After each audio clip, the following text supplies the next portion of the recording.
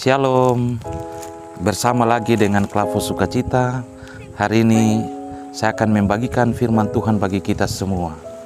Sebelum firman ini kita dengar, mari kita tenang dan kita berdoa. Kita berdoa. Ya Allah yang Maha Kuasa, Allah pencipta langit dan bumi, Allah dalam nama Yesus Tuhan dan penyelamat kami bersyukur di hari ini karena kasih setiamu senantiasa ada di tengah-tengah kami. Dan kami boleh ada dan menikmati segala anugerah-Mu di tengah-tengah hidup kami. Hari ini kami akan belajar di sekeliling firman. Tuhan, kuatkanlah kami, mampukanlah kami. Dan biarlah firman ini menjadi kekuatan baru bagi kami, untuk kami melangkah dan menikmati kehidupan ini karena kasih setia-Mu. Mampukanlah kami semua ya Allah, dan persiapkanlah hati-hati kami, karena kami siap mendengarkan sabda-Mu. Amin. Bacaan firman Tuhan bagi kita di saat ini terambil dari kitab Kudus Perjanjian Baru, Injil menurut Lukas pasal 24, ayatnya yang ke-13 sampai ayatnya yang ke-35. Demikian bunyinya. Yesus menampakkan diri di jalan ke Emmaus. Pada hari itu juga dua orang dari murid-murid Yesus pergi ke sebuah kampung bernama Emmaus, yang terletak kira-kira 7 mil jauhnya dari Yerusalem. Dan mereka bercakap-cakap tentang segala sesuatu yang telah terjadi. Ketika mereka sedang bercakap-cakap dan bertukar pikiran, datanglah Yesus sendiri mendekati mereka lalu berjalan bersama-sama dengan mereka. Tetapi ada sesuatu yang menghalangi mata mereka, sehingga mereka tidak dapat mengenal Dia. Yesus berkata kepada mereka, "Apakah yang kamu percakapkan sementara kamu berjalan?" Maka berhentilah mereka dengan muka muram. Seorang dari mereka namanya Kleopas menjawabnya, "Adakah engkau satu-satunya orang asing di Yerusalem yang tidak tahu apa yang terjadi di situ pada hari-hari belakangan ini?" Katanya kepada mereka, "Apakah itu?" Jawab mereka, "Apa yang terjadi dengan Yesus orang Nazaret. Dia adalah seorang nabi yang berkuasa dalam pekerjaan dan perkataan di hadapan Allah dan di depan seluruh bangsa kami. Tetapi imam kepala dan pemimpin-pemimpin kami telah menyerahkan Dia untuk dihukum mati, dan mereka telah menyalibkannya. Padahal kami dahulu mengharapkan bahwa Dialah yang akan datang untuk membebaskan bangsa Israel. Tetapi sementara itu telah lewat 3 hari sejak semuanya itu terjadi. Tetapi beberapa perempuan dari kalangan kami telah mengejutkan kami pagi-pagi buta. Mereka telah pergi ke kubur dan tidak menemukan mayatnya. Lalu mereka datang dengan berita bahwa telah kelihatan kepada mereka malaikat-malaikat yang mengatakan bahwa Ia hidup. Dan beberapa teman kami telah pergi ke kubur itu dan mendapati bahwa memang benar yang dikatakan perempuan-perempuan itu, tetapi Dia tidak mereka lihat. Lalu Ia berkata kepada mereka, "Hai kamu orang bodoh, betapa lambannya hatimu sehingga kamu tidak percaya segala sesuatu yang telah dikatakan para nabi. Bukankah Mesias harus menderita semuanya itu untuk masuk ke dalam kemuliaannya?" Lalu Ia menjelaskan kepada mereka apa yang tertulis tentang Dia dalam seluruh kitab suci, mulai dari kitab-kitab Musa dan segala kitab nabi-nabi. Mereka mendekati kampung yang mereka tuju. Lalu Ia berbuat seolah-olah hendak meneruskan perjalanannya. Tetapi mereka sangat mendesaknya, katanya, "Tinggallah bersama-sama dengan kami, sebab hari telah menjelang malam dan matahari hampir terbenam." Lalu masuklah Ia untuk tinggal bersama-sama dengan mereka. Waktu Ia duduk makan dengan mereka, Ia mengambil roti, mengucap berkat, lalu memecah-mecahkannya dan memberikannya kepada mereka. Ketika itu terbukalah mata mereka, dan mereka pun mengenal Dia. Tetapi Ia lenyap di tengah-tengah mereka. Kata mereka seorang kepada yang lain, "Bukankah hati kita berkobar-kobar ketika Ia berbicara dengan kita di tengah jalan dan ketika Ia menerangkan kitab suci kepada kita. Lalu bangunlah mereka dan terus kembali ke Yerusalem. Di situ mereka mendapati ke-11 murid itu. Mereka sedang berkumpul bersama-sama dengan teman-teman mereka. Kata mereka itu, "Sesungguhnya Tuhan telah bangkit dan telah menampakkan diri kepada Simon." Lalu kedua orang itu pun menceritakan apa yang terjadi di tengah jalan dan bagaimana mereka mengenal Dia pada waktu Ia memecahkan roti. Demikian firman Tuhan. Pemirsa Klavos Sukacita yang diberkati Tuhan. Bacaan kita hari ini melukiskan tentang sebuah peristiwa perjalanan murid-murid Yesus ke Emmaus. Dalam perjalanan itu melukiskan sebuah kekecewaan yang timbul di tengah-tengah kedua murid tersebut ketika berbagai macam hal dialami dan dirasakan oleh para murid ketika Yesus mengalami kematian. Dalam perjalanan itu, sebuah harapan seakan-akan telah hilang daripada mereka. Dan dalam kisah ini menceritakan bahwa perjalanan itu ada dalam sebuah situasi yang sulit. Dan ketika perjalanan itu dijalani, Yesus hadir di tengah-tengah mereka dan melukiskan segala peristiwa yang terjadi di tengah-tengah pergumulan hidup mereka.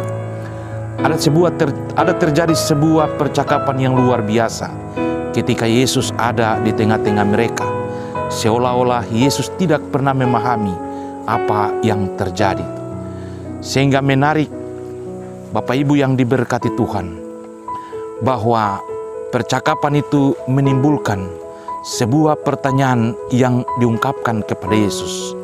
Apakah engkau satu-satunya orang asing di negeri ini, sehingga engkau tidak mengetahui apa yang terjadi?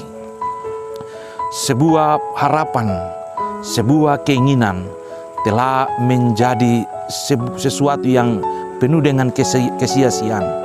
Karena dari peristiwa kematian Yesus, para murid mengalami sebuah goncangan iman yang luar biasa di tengah-tengah hidup mereka. Sehingga dalam percakapan itu ada sebuah penyesalan yang terjadi, ada sebuah harapan yang seakan-akan hilang dari kehidupan para murid. Sehingga kalau kita lihat dalam bagian ini dikatakan bahwa sebenarnya kami memiliki harapan yang besar bahwa Yesus adalah sosok yang memberikan kebebasan bagi bangsa Israel.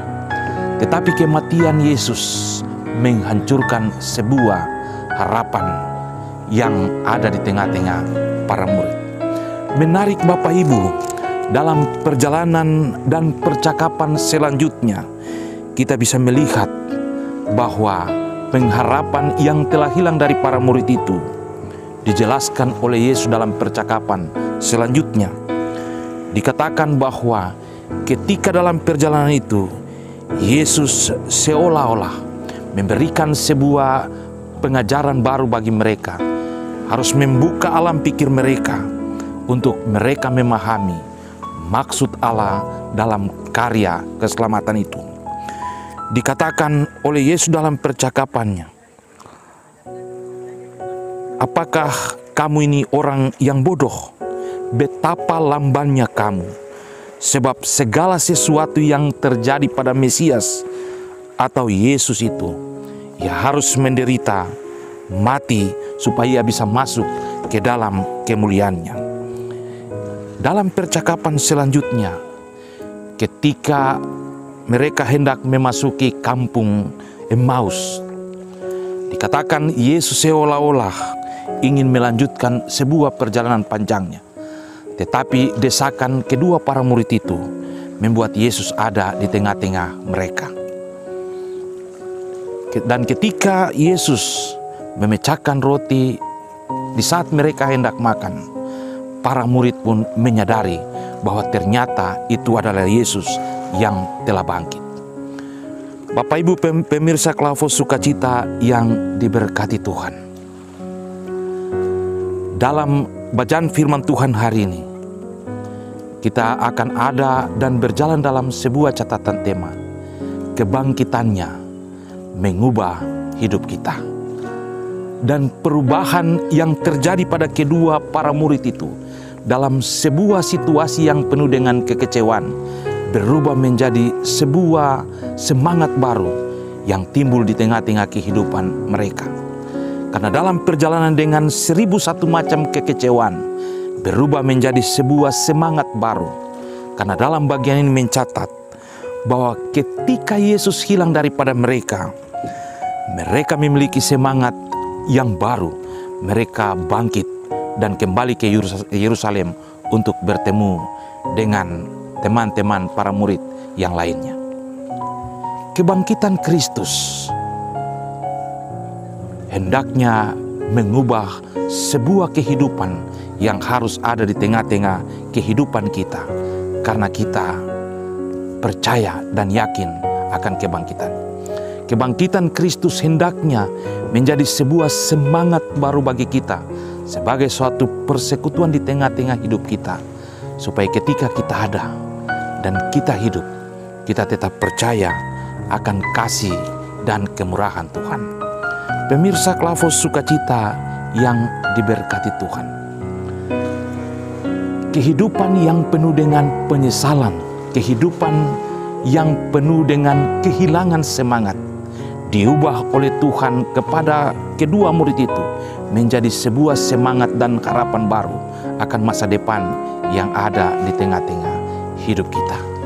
Oleh sebab itu, biarlah di tengah-tengah kebangkitan Kristus itu, kita tetap ada dan hidup untuk bagaimana kita berusaha merubah hidup ini, bahwa Kristus benar-benar telah memberikan suatu kehidupan baru bagi kita, karena kebangkitannya membuat kita ada dan kita bisa menikmati kehidupan ini.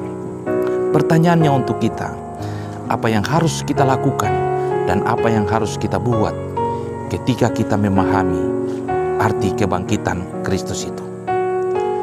Bapak Ibu pemirsa Klavos Sukacita yang diberkati Tuhan, hendaklah kebangkitan itu membuat kita ada dalam sebuah proses semangat hidup yang baru yang kita jalani tengah-tengah hidup ini, dalam dunia kerja kita, dalam keluarga kita, dalam segala sesuatu yang kita lakukan di tengah-tengah hidup ini, untuk merubah sesuatu pola pikir yang lama menjadi sebuah pola pikir yang baru, untuk menghadirkan damai sejahtera Allah di tengah-tengah hidup kita sepanjang kita ada dan kita hidup. Oleh sebab itu, mari biarlah kita ada dan kita hidup tengah-tengah dunia ini dengan keyakinan dan percaya kita bahwa kebangkitan Kristus itu benar-benar mengubah hidup kita dalam seluruh perjalanan hidup kita hari lepas hari. Tuhan memberkati kita. Amin.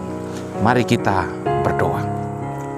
Bapa di sorga, kami bersyukur karena kasih-Mu begitu besar tengah-tengah kami. Kami ada dan kami bisa menikmati kehidupan ini karena kasih setia-Mu ya Allah. Kami telah mendengarkan firman. Biarlah firman ini menjadi kesukaan bagi kami, supaya ketika kami ada, kami menyadari bahwa kebangkitan Kristus itu benar-benar membawa sebuah perubahan hidup di tengah-tengah hidup kami, sehingga kami ada dan kami bisa menikmati hidup ini dan menjadikan hidup ini berarti bagi banyak orang. Berkati seluruh pemirsa Klavos Sukacita. Biarlah kasih dan anugerah-Mu ada di tengah-tengah mereka. Semua kru dan semua hamba Tuhan yang setia untuk menyampaikan firman-Mu dalam channel Klavos Sukacita ini, Tuhan pun memberkati kami semua. Ini kami Tuhan, kami serahkan hidup kami hanya di dalam tangan kasih-Mu ya Allah. Amin. Terima kasih. Shalom, Tuhan memberkati.